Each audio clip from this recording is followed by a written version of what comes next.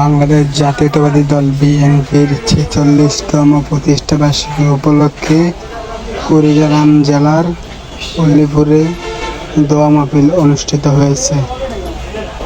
আওয়ামী লীগের মানুষের সঙ্গে বসা যাবে না, আওয়ামী লীগের মানুষের সঙ্গে আত্মীয় করা যাবে না, আওয়ামী লীগের সঙ্গে দাওয়াত করা যাবে না, এটা আপনাদের মধ্যে আমি অনুরোধ করতেছি।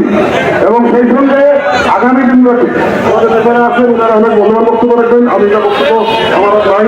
আমি একটা কথা আপনাদের অনুরোধ করে বলতেছি, আগামী দিনগুলোতে যতগুলো আন্দোলন সংগ্রামে আমাদের উপরে আপনার বাদ পাবেন, এই ডাকে সকলে অংশগ্রহণ করবেন, এই আশা এবং আশা ব্যক্ত করে আপনাদের সকল সুস্থ কামনা করে আমি বক্তব্য দিচ্ছি। আল্লাহ হাফেজ। আসসালামু আলাইকুম। ধন্যবাদ নুরুজ্জামান বাচ্চুকে। এ পর্যায়ে বক্তব্য রাখার জন্য অনুরোধ করছি বাংলাদেশ জাতীয়তাবাদী দল উলিপুর উপজেলা শাখার সহসভাপতি জনাব মোহাম্মদ মহসিন আলী ভাইকে। সংক্ষিপ্ত আকারে বক্তব্য রাখবেন মহসিন আলী ভাই।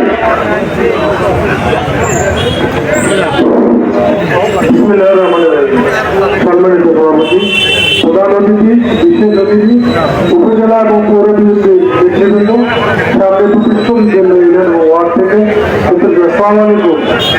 আপনি সকলে ভালো আছেন? বেশি দিনের কথা নয়, গত বছর আপনাদেরকে দেখানো হয়েছিল এইখানে প্রতিষ্ঠা বার্ষিকী পালন করা হবে। কি পরিবেশের বিষয়, পুলিশ ব্যারিকেড দিল বিএনপি চতুর্দিকে, আমাদেরকে প্রোগ্রাম করতে দেবে না।